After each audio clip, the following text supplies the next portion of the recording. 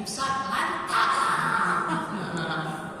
Habiskan ini masih ada waktu. Sebenarnya tidak salah. Karena pun imsak kita Indonesia ini 15 menit atau 20 menit sebelum azan. Berarti masih ada waktu untuk makan. Cuma penempatannya saja. Saya rasa pun baik juga karena imsak ini mengingatkan untuk kita berhati-hati. Artinya udah berhenti, jangan lagi rokok. Udah berhenti, jangan lagi kopi. Nanti takutnya bablas.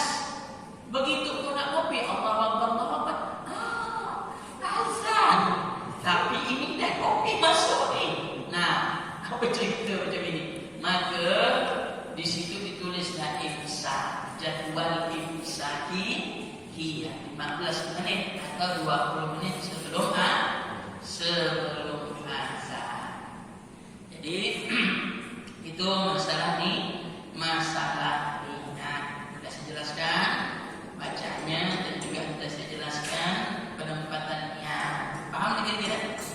Ya. Nah, jadi habis maghrib sudah boleh pasang niat. Kalau ini untuk sahur. Untuk sahur saya sarankan walaupun kita tidak enak makan, saya rasa untuk subuh itu pun berat makan. Karena memang selera itu dah banyak hilang. Apalagi yang dah tua-tua kan. Kalau yang muda-muda ni lantak apa yang ada itu dimakan. Pada subuh-subuh tu Indomie selera pula. Itu terus dimakan kan. Kalau sebulan makan terus, lalu dah kena darah putih. Darah merah kan. Bisa mudah. Telur gitu kan. Jangan sering-sering itu bahaya. Nanti kena apa? Leukemia. Leukemia. Banyak sel darah putih. Makanya instan tidak bagus. Ya, meh boleh lah, tapi jangan setiap subuh itu terus dimakan. Rumah stok, kotak-kotak mie kan, tidak disiapkan. Nah, lebih baik makan kurma itu lebih baik. Sebagaimana yang Rasulullah SAW contohkan. Beliau itu kadang makan kurma sebiji, pernah. Rasulullah pernah makan 3 biji, pernah. Bahkan Rasulullah itu pernah minum 1 gelas kan? Minum air putih 1 gelas untuk berniat puasa esok hari. Kira-kira itu kuat tak? Dekat. Ini. Sama. Begitu juga berbuka puasa ni. Ada yang kadang saya tengok bukan salah, tidak salah. Ini kita membahas masalah sunnah ya. Kalau kita lakukan sunnah tentunya dapat pahala. Maka di bulan puasa ini jangan sia-siakan amalan kecil. Walaupun sunnah kita kerjakan. Nah, ketika kita berbuka, itu sunnahnya sebenarnya doa itu setelah kita minum dan setelah kita makan kurban. Tapi kebanyakan saya tengok ketika orang nak buka Bismillahirrahmanirrahim, Allahumma laka subhu wa bika amantu wa ala rizqika aftartu bi rahmatika ya rahim. Itu salah, tapi tak dapat sunnah. Sunnahnya itu baca Bismillah dulu. Bismillahirrahmanirrahim. Minum air, barulah berdoa. Apa doanya? Allahumma laka subtu wa bika amantu wa ala rizqika aftartu bi rahmatika ya arhamar rahimin. Nah, sebenarnya kalau mengikuti hadis semua ada dalilnya. Pakai berbuka dengan minum air pun ada dalilnya. Berbuka dengan yang manis-manis pun ada dalilnya. Berbuka dengan 3 biji kurma pun ada dalilnya. Jangan kita berdebatkan. Adapun berbuka dengan meminum air, setelah berbuka Bismillahirrahmanirrahim minum air, doanya zahaba zaman wa batalati uruq wa sabatal ajru insyaallah. Itu doanya. Setelah itu boleh dilanjutkan Allahumma barik lana fi ma razaqtana wa qina adzabannar. Alhamdulillahi rabbil alamin. Tutup dengan alhamdulillah. Itu. Terus kalau makan kurma, makanlah 3 biji. Setelah itu kita doa, Allahumma laka sumtu wa bika amantu wa ala rizqika aftartu bi rahmatika ya arhamar rahimin. Alhamdulillah. Boleh pakai Allahumma barik lana fima razaqtana wa qina adzabannar. Alhamdulillahi rabbil alamin. Dan sunnahnya yang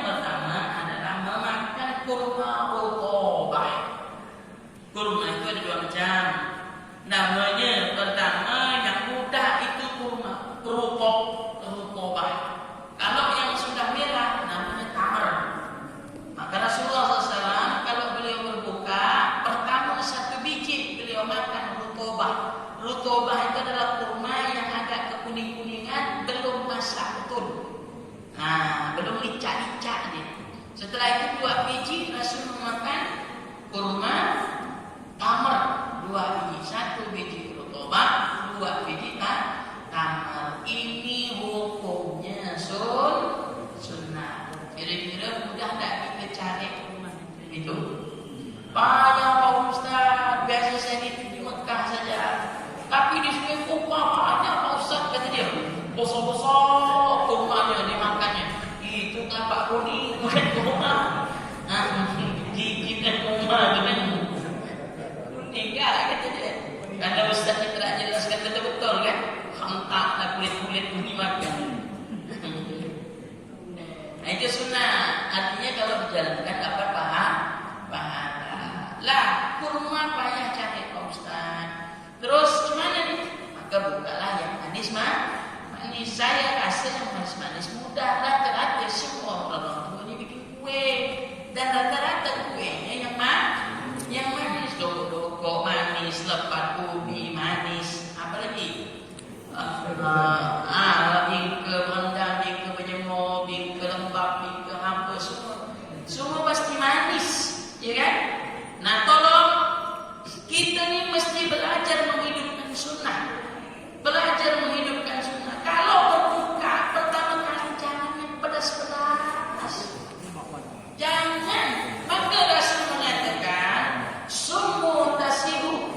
Kalau kau ikut cara aku sehat. Puasa itu sehat kalau ikut cara Nabi. Kalau tak ikut cara Nabi mana ada sehat. Selesai makan, udah itu masuk rumah sakit. Ente makan apa? Saya makan bakwan 3 biji, cabai bakul. Anda ente tak ada berak-berak.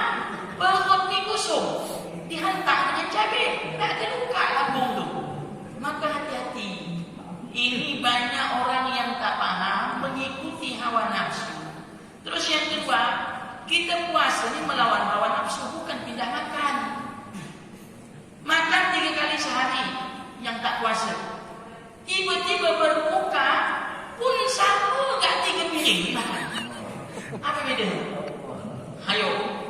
Malah lebih parah lagi. Hari-hari biasa. Jadi yang ditahan ni yang mana? Berarti ente cuma pindah makan ya. Ini samalah puasanya orang awam, hanya menahan lapar dan haus. Kita bukan puasa orang awam. Allah ingatkan ya ayyuhallazina amanu. Kita ni orang-orang yang beriman. Predikat berimanlah annakum tattaqun. Artinya kau tahan nafsumu karena Allah, maka disitulah ada nilainya. Maka khusus di bulan puasa ini dalam hadis qudsi dikatakan semua amalan yang dilakukan keturunan Adam lahu bagi dia illa sauma, kecuali puasa. Fa innahu li wa ana ajza bihi. Khususnya puasa, kata Allah dalam hadis qudsi, untuk aku, kata Allah, dan aku yang mengganjarkan ibadah puasa kepada Allah. Makanya puasa tak boleh dikodok bi khairi uzrin, dengan tanpa uzur, kecuali ada uzur syar'i yang dibenarkan baru boleh kodok. Kalaupun nanti dia kodok hari-hari atau bulan-bulan lain, tidaklah sama, kata Rasulullah, walaupun kau puasa seumur hidup satu kali. Seumur hidup sekalipun kau puasa, mengganti pahala 1 hari tak sama. Gampang seumur hidup. Lama ke seumur hidup tu? Lama kan? Tak sama dengan pahalanya 1 hari di bulan suci Ramadan. Maka jangan disia-siakan kesempatan Ramadan ini. Yang biasa sunnah, amalkan sunnah. Yang biasa duha, yang biasa tahajud, yang biasa tasbih, surat tasbih, yang biasa berzikir, jangan kendor. Jangan pula begitu Ramadan tidur ya terus. Kan tidur ibadah Pak Ustaz. Betul ibadah, tapi janganlah sama dengan sebelum-sebelumnya. Ibadah memang, tetapi tidurnya yang berkualitas. Bukan tidur pagi bangun tak bangun sore. Allahu Akbar, bukan dah ke kata dia.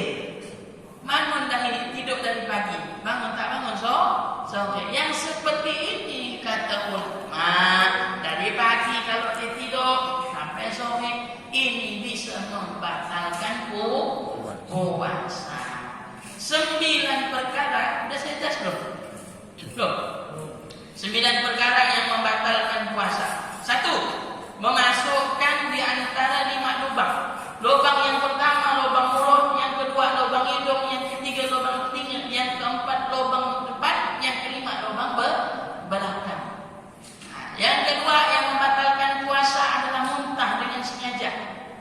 muntah dengan sengaja. Yang ketiga membatalkan puasa adalah berhubungan dengan tanpa bersenggama dengan tanpa keluar air mani. Nanti saya jelaskan satu. Terus yang keempat adalah keluar air mani tanpa bersenggama. Yang kelima haid, yang keenam nifas, yang ketujuh melahirkan, yang kedelapan hilang akal, yang kesembilan adalah murtad. 9 perkara ini apabila dilakukan maka batal puasanya. Yang pertama, memasukkan di antara 5 lubang. Pertama, lubang mulut. Lubang mulut selagi dia tidak ditelan maka puasanya tidak batal. Ini rumus, ibu-ibu. Selagi tidak ditelan maka tidak batal. Maka ibu-ibu tak ada alasan bagi dia kalau masaknya tak nyaman. Jadi mesti bulan puasa pun sama dengan bulan-bulan yang lain, masaknya mesti sama. Kenapa? Dia boleh mencicipi. Boleh asin ke, manis ke, enak ke, tak ke, mencicipi bukan menikmati. Saya cicipi Pak Ustaz 3 mangkok, itu bukan mencicipi, itu namanya menikmati. Tak ada orang nengok Pak Ustaz saya ya seorang. Iyalah kau sama Allah urusan kau, mana ada orang yang tahu. Jadi boleh ibu-ibu mencicipi asin, manis. Tetapi setelah itu kumuh-kumuh, jangan sisa itu ditelan sedikit ya Ustaz, kita di kumuh-kumuh langsung buang. Paham? Tuh. Terus sikat gigi. Sikat gigi di bulan puasa ini kita tidak bahas masalah makruh, tetapi kita bahas masalah batal ataupun tidak. Sikat gigi di bulan puasa ini boleh atau tidak? Boleh. Yang tidak boleh, yang membatalkan adalah kalau sikat giginya ditelan, odolnya ditelan. Tetapi Pak Ustaz, saya takut usahanya ketelan. Kalau kau takut, janganlah kau sikat gigi siang-siang. Sikat gigilah sebelum azan subuh. Begitu juga cabut gigi. Boleh tak cabut gigi bulan puasa? Boleh, tidak salah. Tetapi Pak Ustaz, nanti darahnya itu bisa ditelan. Nah, kalau kau takut, kenapa kau cabut siang-siang? Kau cabutlah malam, atau kau cabutlah sebelumnya, atau kau cabutlah nanti setelah lebaran. Kau cabut cuma gigi kau biar tak tersisa. Jadi janganlah dicabut siang-siang kalau khawatir darahnya bisa tertelan. Itu bisa membatalkan puasa. Intinya jangan puasa, jangan ditelan. Intinya apapun masuk dalam mulut jangan ditelan. Kira-kira merokok tu batal dah. Batal dah. Mana cucuk ni? Kenapa batal? Dimasukkan ke dalam. Asap dimasukkan ke dalam. Asapnya masuk telan. Yang paham ni orang merokok, yang tak merokok tak faham. Jadi asapnya ditelan. Maka kalau asapnya ditelan, batallah puasanya. Kalau asapnya tak ditelan, maka tidak batal. Kira-kira ada tak orang merokok asapnya tak ditelan? Ada.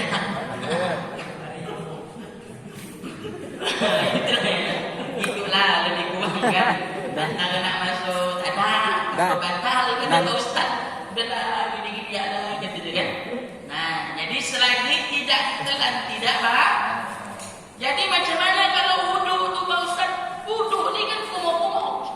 Wudu ni kumur-kumur. Maka kata ulama, kalau wudu yang sisa-sisa air itu dimaafkan. Apa itu dimaafkan? Dimaafkan. Kalau tertelan itu tidak membatalkan puasa. Sisa wudu itu dimaafkan.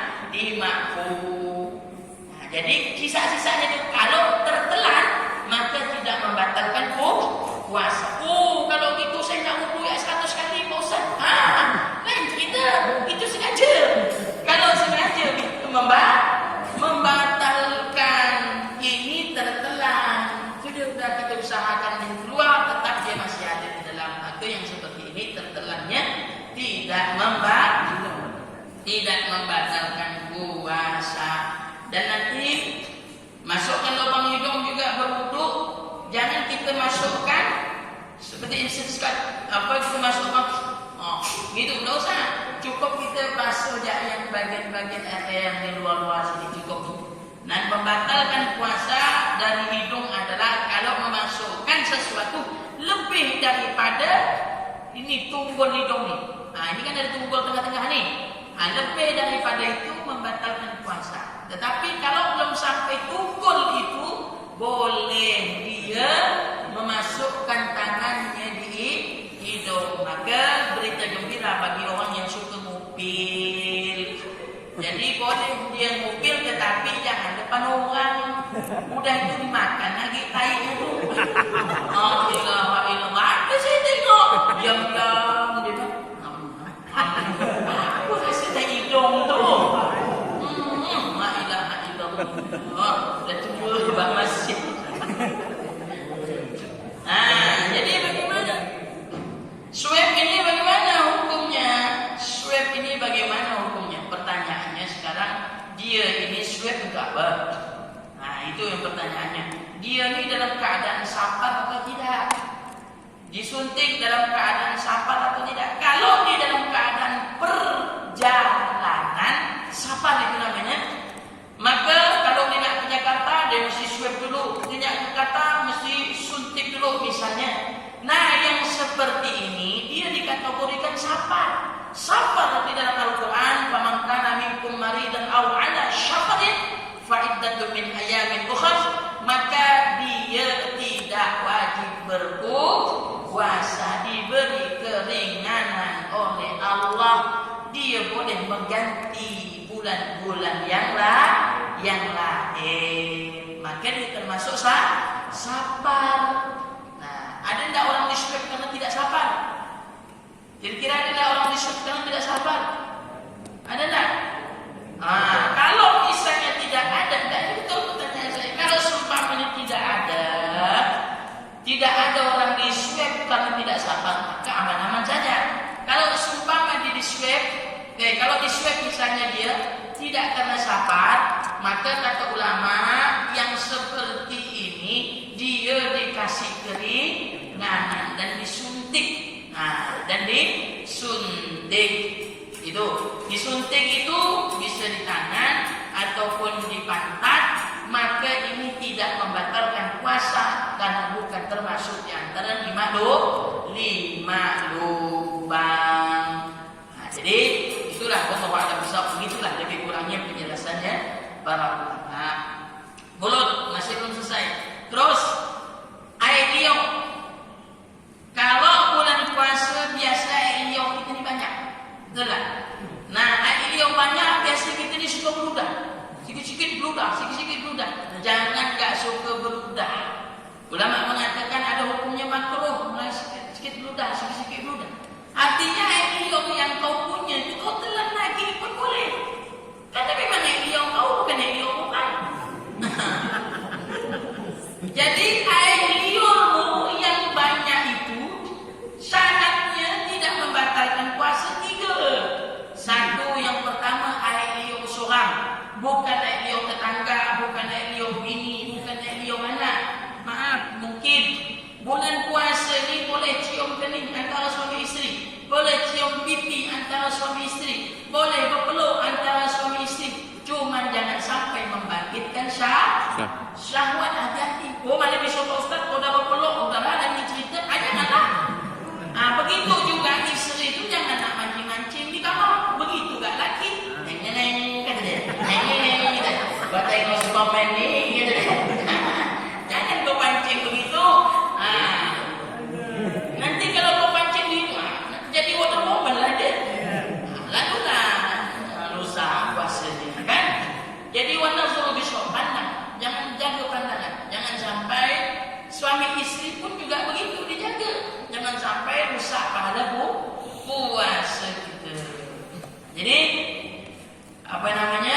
air liur tadi yang pertama syaratnya air liur sendiri. Kalau seumpama maaf dia cium kening pipi, tiba-tiba dia cium mulut. Masuklah kakinya bininya ke dalam mulutnya. Tiba-tiba dia telan. Nyaman dia orang ini. Bulan puasa lebih nyaman daripada tak puasa. Agak busuk-busuk sikit. Ini batal. Puasanya batal. Tetapi kalau tidak dia telan, cepat-cepat dia kumur-kumur bersihkan, boleh. Tak apa-apa. Yang penting jangan ditelan. Tetapi pertanyaannya, apakah bisa sekali kecium? Tak bisa.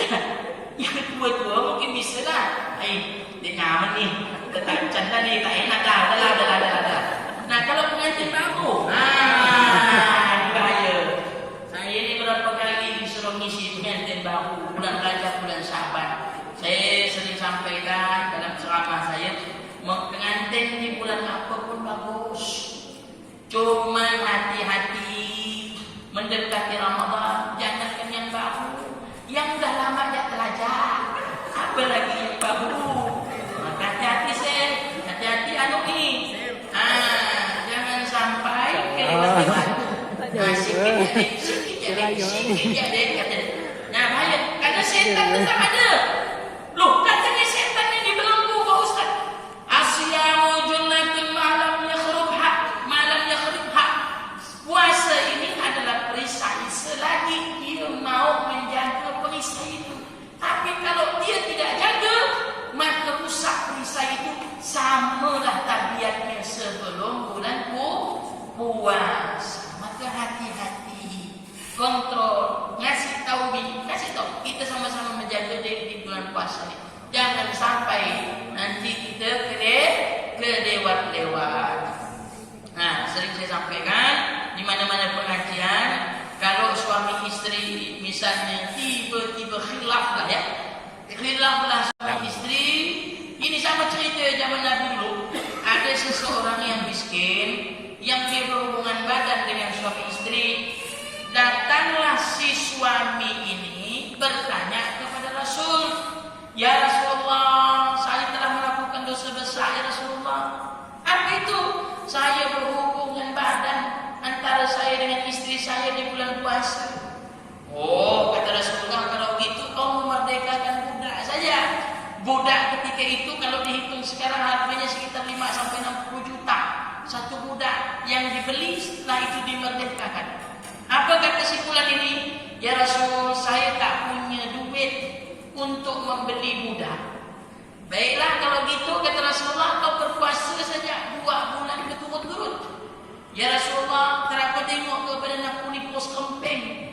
Aku ni tak mampu puasa sampai 2 bulan. Jangan ke 2 bulan.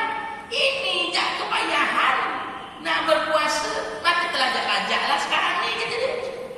Nah, kalau begitu, kata Rasulullah, kau carilah 60 orang miskin ataupun 60 anak yatim yang miskin, kau kasih makan dia. Kata Rasulullah, ya Rasulullah, kalau dicari 60 miskin di antara kampung itu yang paling miskin saya. Memang ketebiat orang ini. Bukanlah miskin, ketebiat lagi dia kan. Senyum Rasul itu bukan Rasul marah, tak. Rasul sampai bilang begitu. Baiklah kalau begitu, kau pergi ke belakang itu. Ada rumah satu keranjang. Itu kau bagi-bagikan orang kampung. Kau bagikan. Ya Rasulullah, di kampungku yang paling miskin itu saya, ya Rasulullah. Saya ya Rasulullah. Kau ini, kata Rasulullah. Kalau begitu nanti kau yang sama kau makan semua itu, kata Rasulullah. Nah, ini keringanan. Artinya apa? Kalau kita mungkin tidak sama dalam cerita ini, maka kalau kita bertebiat khilaf kita antara suami istri, maka kata ulama kita berpuasa 2 bulan berturut-turut. Kalau tak mampu, 2 aja pilihannya. Ngasih makan anak yatim 60 orang. Antara 2 pilihan. Mau puasa 2 bulan berturut-turut atau memberi makan 60 anak yatim. Tetapi ulama lebih menegaskan kepada 2 bulan berturut-turut untuk puasa karena dia melakukan pelanggaran. Kenapa? Kalau seumpama dia memberi makan 60 anak yatim, maka dia yang kaya akan melakukan bersetubuh terus setiap hari. 60, maka agama seperti ini tidak boleh dijadikan permainan. Abang-abang, kakak yang dirahmati dan dicintai oleh Allah Subhanahu wa taala, mulut dan selesai. Nah, terus tadi satu lagi, dua lagi. Memasukkan lubang mulut. Pertama, kalau kita nak nelan air liur kita boleh, syaratnya air liur kita seorang. Tak boleh air liur orang lain. Anak kita tak boleh, cucu kita pun tak boleh. Terus syarat yang kedua, air liur itu masih di area mulut. Di area mulut. Misal bapak-bapak selama bulan puasa, abang-abang ni air liur di mana?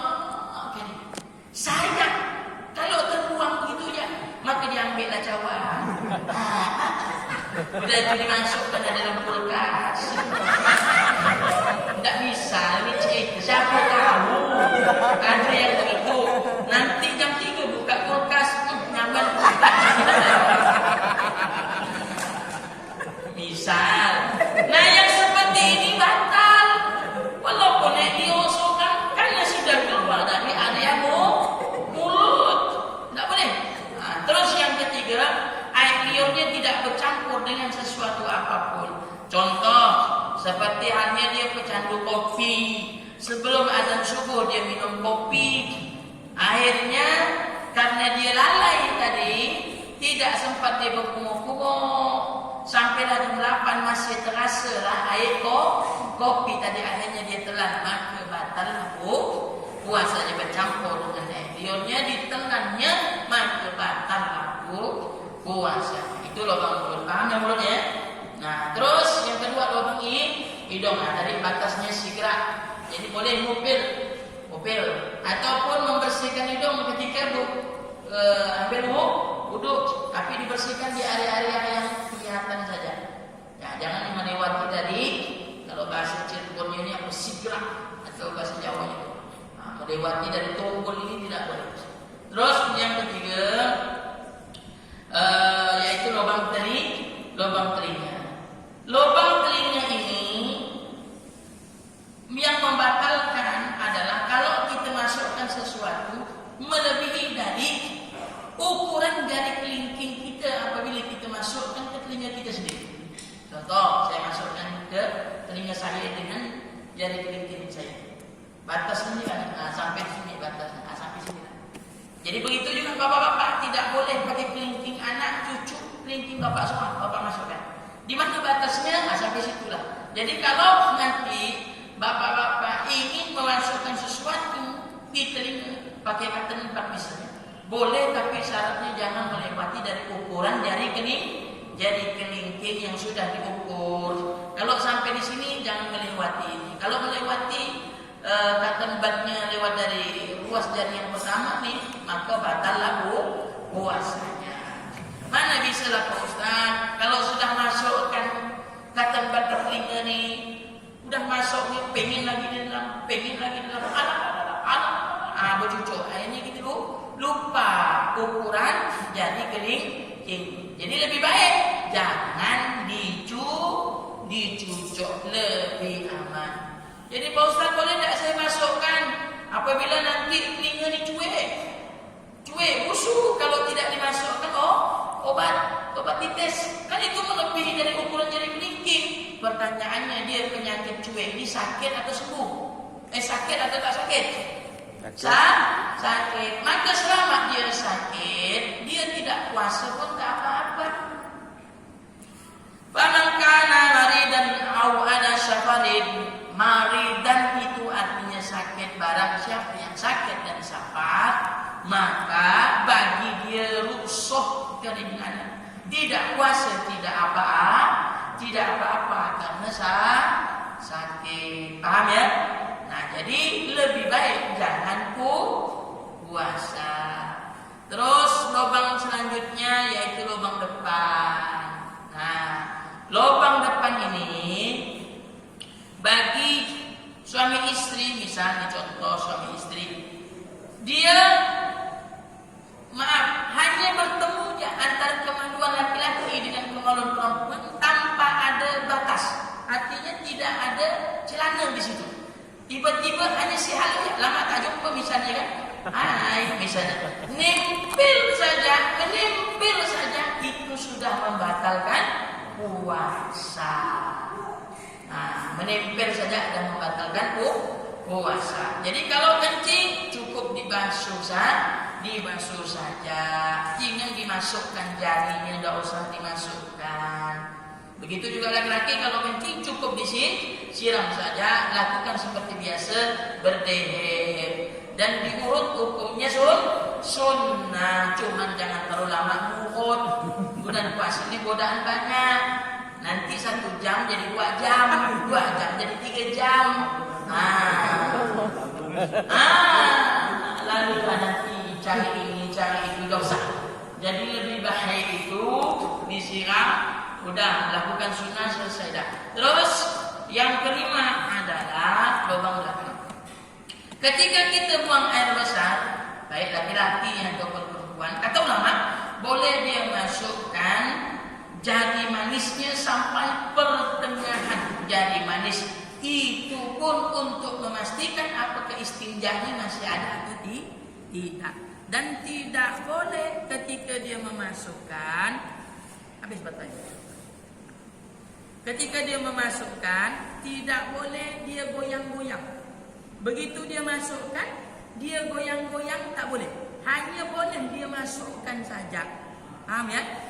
Untuk memastikan apakah istinjaknya masih ada atau tidak di dalam itu. Maaf, taiknya lah ya. Dipastikan ada atau tidak, maka boleh dia masukkan. Tidak boleh. Dia boleh hanya dimasukkan untuk memastikan saja. Jangan dicari lagi. Mana ya? Enggak usah. Benda itu cuma semuti lubang itu ya, tak ada lubang lain lagi. Kalau masukkan berarti sudah tempatnya lah sudah.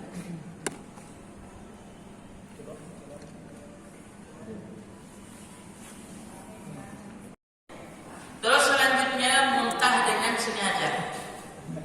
Pak Ustaz, saya ini tak pernah naik mobil. Tiba-tiba naik mobil di bulan puasa, sampailah saya dari Pontianak, saya naik mobil ke Siantan, mabuk saya.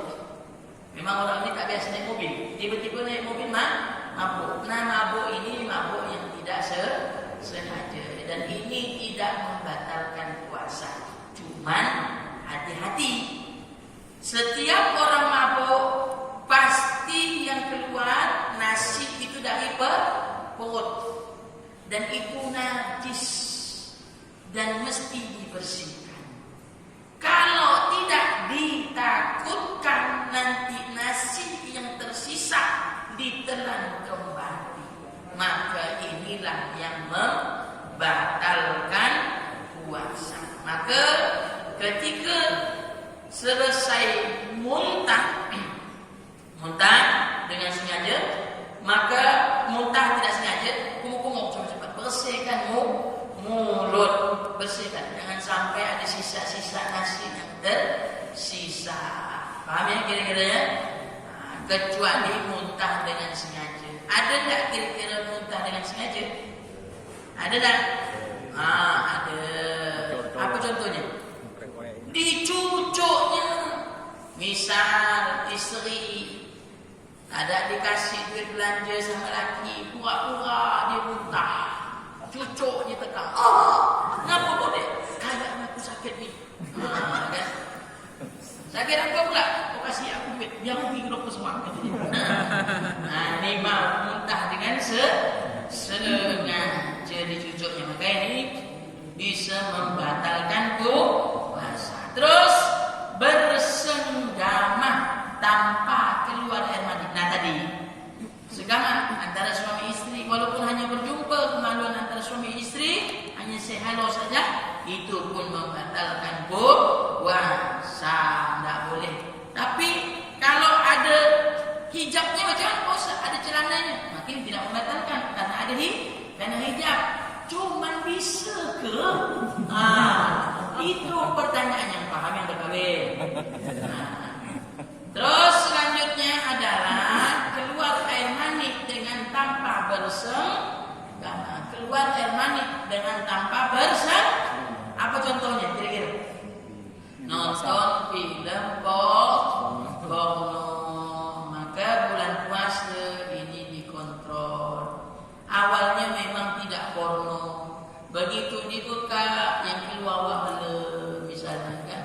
Oh lawa kalau video ni kata dia tarik sikit kan keluar buat sibuk lagi. Tarik ni kan keluar buat hidup lagi kan. Tarik semua orang bukis semua tak yang keluar. Dia becek pula keluar. Nah awalnya itu memancing. Nanti ujung-ujungnya mulai cari aplikasi. Jadi maka ni betul-betul ni. Okey, kita tidak. Sekarang pertanyaannya anak kita. Jadi kita ni jangan diam-diam. Kita punya anak juga kita mesti kontrol HP-nya. Cek. Cara di Google tu cara untuk mengupdatekan filem-filem porno ataupun tayangan-tayangan porno. Cara di YouTube tu ada tu. Dicetan di Google, nanti ada di mana-mana ketik, begitu dia buka Google tu tak ada sama sekali yang nampak-nampak yang aneh ataupun YouTube nanti yang keluar yang bagus-bagus ya. Nah, ini saya teringat. Ini hati-hati juga nih. Ini godaan banyak di TV. Kadang kita ni lebih banyak nonton TV ya. Nonton TV ni hati-hati juga, jangan sampai kita ni banyak lalai nonton TV terus. Kalau sudah nak berpuasa, nak berbuka, itu doa makbul. Dua doa yang paling makbul kata Rasulullah, indal futur ketika hendak berbuka, terus yang kedua ketika waktu makan sahur. Itu doa-doa paling makbul dua ini. Dan sedangkan dua waktu ini pula lah banyak sekali tayangan-tayangan di TV. Betul? Kalau sudah nak berbuka, itu ceramah banyak sekali. Nonton ceramah, akhirnya tak sempat kita berdoa. Memang ilmu kita dapat, cuman kita tak dapat yang dianjurkan Nabi. Disuruhnya kita berdoa. La turaddu da'watuhu. Tidak ditolak doamu kata Rasulullah. Kalau seorang sedang nak berbuka, tidak ditolak. Apa saja engkau minta dikabulkan. Begitu pula orang-orang yang makan sahur. Innallaha malaikatahu yusalluna 'alal mutasahhirin. Allah menurunkan rahmatnya orang yang makan sahur, dan malaikat pun mendoakan ampunan bagi orang-orang yang bangun sahur. Maka kalau kita tak nyaman makan, bangunlah walaupun hanya minum satu teguk air. Bangunlah, ambil keberkahan, yaitu rahmat Allah turun ketika makan sahur, dan malaikat pun mendoakan orang-orang yang makan sahur. Ibu-ibu tak boleh tayang walaupun dia datang bulan haid. Saya datang bulan Pak Ustaz, berarti saya berhenti memasakkan suami. Tak begitu. Istri kewajibannya tetap jalan. Dan ingat, wanita itu kalau di bulan puasa pahalanya lebih banyak daripada suami. Kok bisa Pak Ustaz? Puasa bulan Ramadan ini, amalan sunnah apabila dikerjakan dihitung pahala wajib. Dan amalan wajib apabila dikerjakan dilipat gandakan sampai 70 kali, bahkan sampai 100 kali lipat. Wanita, kenapa saya katakan banyak dapat pahala? Satu, waktu subuh dia menyiapkan makanan untuk suaminya. Betul? Dia menyiapkan makanan untuk anak. Setelah itu dia solat subuh berjamaah lagi ke masjid. Setelah itu dia balik, dia nyuci piring. Ini semua ini. Setelah itu dia nyuci baju lagi. Setelah dia nyuci baju, dia nyetrika lagi. Bayangkan, malamnya ketika suaminya kepingin lagi, dia melayan lagi suaminya. Banyak pahala ibu-ibu yang dia dapat. Maka ibu-ibu ini kalau dia tak puasa kerana haid, jangan sedih. Dia pahalanya tetap sama dengan orang yang berpuasa. Cuman bedanya dia dikasih keringanan. Tidak berpuasa karena datang Kalaupun dia ganti bulan-bulan berikutnya, pahalanya tetap sama. Maka jangan sedih. Pahalanya tetap sama ibu-ibu. Cuman kewajiban mesti dijalankan. Jangan datang bulan berhenti kat semua, tak boleh. Tetap mesti jalan. Ingat kemarin saya bahas, kalau wanita datang bulan 1 tidak boleh tawaf, Yang kedua, dia tak boleh sholat, dia tidak boleh baca Quran, dia tidak boleh megang mushaf, kecuali wanita yang punya hafalan Qurannya banyak, dia boleh mentakror Qurannya hanya sekedar untuk mengingatnya. Tetapi yang punya amalan-amalan khusus sebelum Ramadan jangan tinggal, walaupun dia datang bulan, dia tetap cari tasbih, dia tetap jalan wiridnya. Dia misalnya ada amalan satu hari baca subhanallah, baca terus subhanallah, subhanallah, subhanallah, ataupun la ilaha illallah sampai 1000 kali, la ilaha illallah, la ilaha illallah. Jangan terus amalan itu, jangan berhenti, karena itu sangat bernilai untuk ibu-ibu di hadapan Allah Subhanahu wa taala. Terus selanjutnya, ini keluar air mani tanpa bersenggama. Jadi kalau saya mimpi Pak Ustaz siang-siang, tiba-tiba bangun tak bangun basah, macam mana? Itu rezeki kau lah. Tetapi itu tak mungkinlah kita minta datang terus. Benda itu kalau datang, alhamdulillah. Kalau tak datang, jangan lagi kau minta. Kalau kita minta pun dia datang, tak minta pun dia datang seorang. Maka kalau yang seperti itu tidak sengaja, tidak membatalkan puasa. Yang dikatakan membatalkan adalah keluar air mani dengan sengaja, onani, nonton film porno, ataupun dibantu dengan alat-alat apapun. Itu ya, yang disengaja membatalkan puasa. Air mani kemarin saya bahas juga sedikit. Ini ada 3 macam. Kalau yang keluar itu masih dan tadi itu tidak membatalkan puasa. Yang dikatakan membatalkan puasa yang keluar air mani. Apa ciri-cirinya? Ciri-cirinya warnanya kental seperti adonan roti dan keluarnya laju. Setelah itu nikmat keluarnya, maka itu air mani. Kalau mazi itu keluarnya nikmatnya sedikit, tidak sama seperti air mani. Dan ciri-cirinya adalah dia cair, tidak kental seperti mani. Begitu juga wanita keputihan. Keputihan itu bukan membatalkan puasa. Yang dikatakan membatalkan puasa adalah haid saja.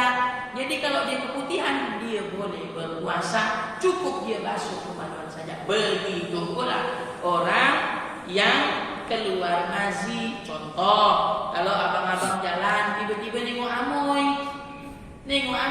tidak pakai alat, tiba-tiba apa pula ada basah-basah ni? Itu namanya mazi. Cukup dicuci. Dan mazi itu najis, mani itu tidak. Dan celana yang sudah terkena mazi jangan dipakai untuk sholat, karena itu najis. Cuci. Paham ya? Setelah dicuci berwuduklah kita.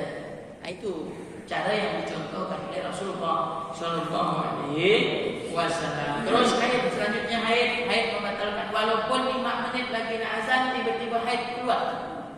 Ibu tengok 5 menit nak azan, terkeluar pula.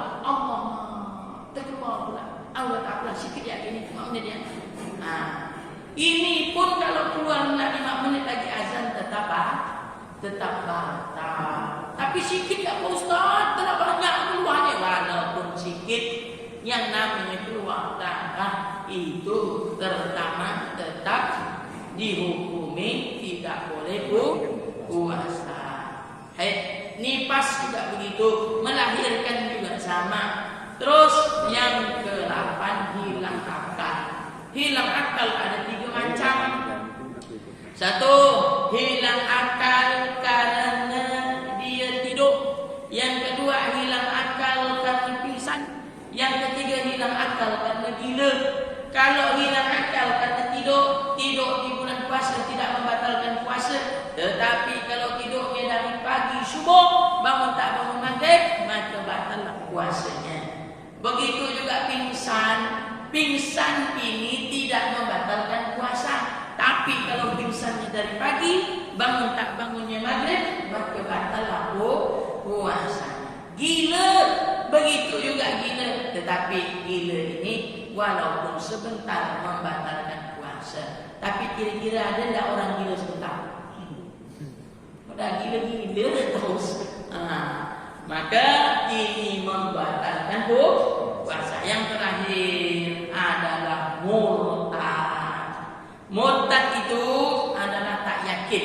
Tak yakin dengan puasa, tak yakin dengan sholat, tak percaya perintah Allah. Itu namanya murtad.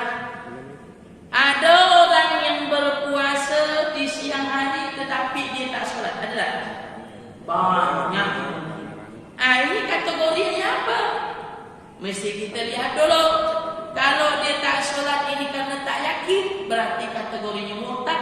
Maka kalau sudah murtad, batallah puasanya. Tetapi kalau dia berpuasa, dia tak sholat karena dia lalai, malas, makutu, tidak mau, nanti lo, diulur. Yang seperti ini dia bukan murtad, hanya sebagaimana yang disabdakan Rasul, al-jafa'u kullu jafa' wal kufru wan nifaq tarkus shalah. Kebatilan, kekufuran, kemunafikan terbesar adalah orang yang sengaja mengulur-ulur waktu meninggalkan sholat. Berarti dia termasuk dalam kategori yaitu melakukan dosa besar. Puasanya tetap sah, tetapi dia melakukan dosa besar. Nah, itulah rangkaian 9 perkara yang membatalkan puasa. Kira-kira sampai sini ada yang bertanya atau enggak? Ustaz, Ada? kalau biasanya kan kita bangun kesiangan, ada pula niat. Macam mana tuh Ustaz? Makanya kalau kita takut, takut ya. Takut niat itu pasanglah awal-awal. Nah, niatnya pasanglah awal-awal. Saya rasa macam Pak Dayat, dia rajin ke masjid. Kalau rajin ke masjid tentunya di